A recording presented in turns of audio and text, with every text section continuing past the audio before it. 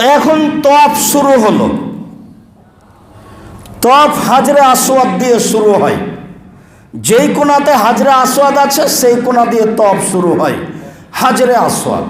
আব্দুল্লাহ ইবনে আব্বাস রাদিয়াল্লাহু তাআলা আনহু বলেন, রাসূল সাল্লাল্লাহু আলাইহি ওয়াসাল্লাম বলেছেন কালো পাথরের ব্যাপারে, লা ইয়াবআসাহুল্লাহু ইয়াউমাল কিয়ামা, লা ইয়াবআসাহুল্লাহু তাআলা ইয়াউমাল কিয়ামা। বিচারের মাঠে আল্লাহ কালো পাথরকে মাঠে পাঠাবেন, বিচারের মাঠে। আল্লাহু আয়না, তখন কালো পাথরের দুইটা চক্ষু হবে, এবসরু বিহিমা, চক্ষু দিয়েও মানুষকে দেখতে পাবে। আল্লাহু লিসানুন ইয়ানতিকু বিহি, কালো পাথরের একটা জিহ্বা হবে, যে মানুষের সাথে কথা বলবে। ইয়াসাদু মান ইসতালামু বিহাক্কিন, যে বৈধ পয়সায় হজ করেছে তার পক্ষে কথা বলবে। আল্লাহকে বলবে ওকে জান্নাতে দিতে হবে। যারা বিচারের মাঠে পক্ষে কথা বলবে তার একটা কালো পাথর। এই জন্য মানুষ বাপের জমি বিক্রি করে হজ করতে যেতে চায়, কথা ঠিকই আছে। চাকরি করা টাকার উপরে তার ভরসা হয় না, পেনশন পাওয়া টাকার উপরে ভরসা নেই, খালি দ্বন্দ্ব ধাক্কা খায়, খালি অন্তর থাকে কী যে হবে, কী যে হলো। কথাও ঠিক, আমিও যেটা আপনি যেটা ভাবেন সেটাই ঠিক, কী যে হবে আসলে কেমন যে টাকা। এটাই বাপের জমি বিক্রি করে যান, ওগুলো পৈতৃক সম্পত্তি, ওটা বেশি ভালো আছে আপনার জানা অনুপাতে, সেটাই হয়তো ভালো হবে। কেন? বৈধ টাকা না হলে পাথর আপনার পক্ষে কথা বলবে না। আব্দুল্লাহ ইবনে আব্বাস রাদিয়াল্লাহু তাআলা আনহু বলেন, রাসূল সাল্লাল্লাহু আলাইহি সাল্লাম বলেছেন, নাজালাল হাজরুল আসওয়াদু মিনাল জান্নাহ, কালো পাথরটি জান্নাত থেকে এসেছে।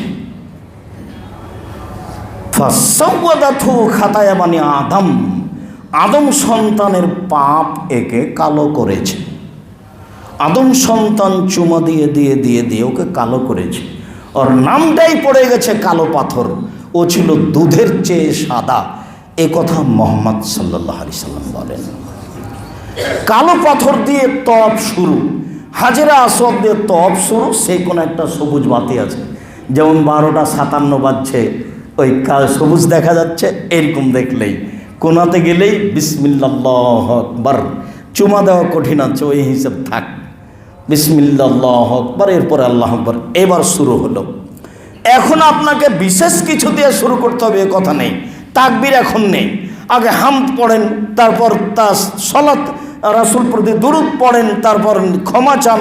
ক্ষমা চাইতে চাইতে চাইতে নিজের মতো বলতে বলতে যখন রুকনে ইয়ামানিতে আসবেন, অর্থাৎ কালো পাথরের আগের কোনায়, তখন আপনাকে বলতে হবে খাস দোয়া, রব্বানা আতিনা ফিদ দুনিয়া হাসানাতাও ওয়া ফিল আখিরাতি হাসানাতাও ওয়া কিনা আযাবান নার। হে আল্লাহ, তুমি আমাকে ইহকালে পরকালে কল্যাণ দাও, আর তুমি আমাকে জাহান্নাম থেকে বাঁচাও, যতবার পারবেন। উবাইদ ইবনে উমাইর রাদিয়াল্লাহু তাআলা আনহু বলেন, আন্না আব্দুল্লাহ ইবনে উমর ইজাহিমু আলা রুকনাইনি মা রাআইতু আহাদান মিন আসহাবিহি ইজাহিমু আলাইহি।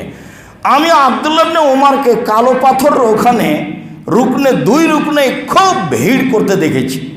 আব্দুল্লাহ ইবনে উমর মানুষকে ঠেলে গিয়ে ওই কালো পাথরে চুমা দিত, তার আগের ওই অংশে হাত লাগাতো, ছুঁইত।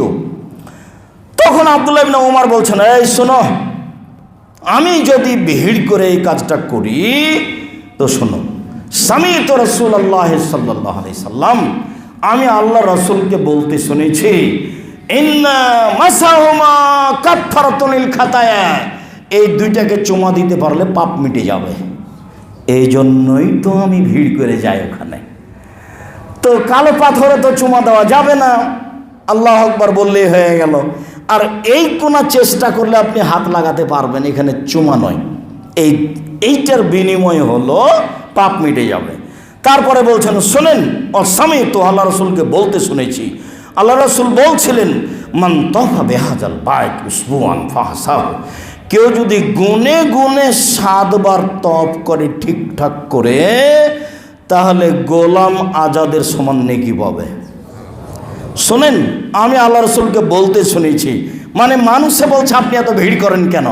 তখন বল, শোনেন, আমি আল্লাহ রসুলকে বলতে শুনেছি, লায়াদো কাদামান অলায়ার ফখরা ইল্লা হাত্তাল্লাহু আনহু বিহা খাতিয়াতান, যতবার পা উঠায় আর নামায়, উঠালে 1 পাপ মিটে যায়, নামালে 1 পাপ মিটে যায়। আর একটা নেকি লিখা হয় উঠাতে, আর একটা নেকি লিখা হয় নামাতে।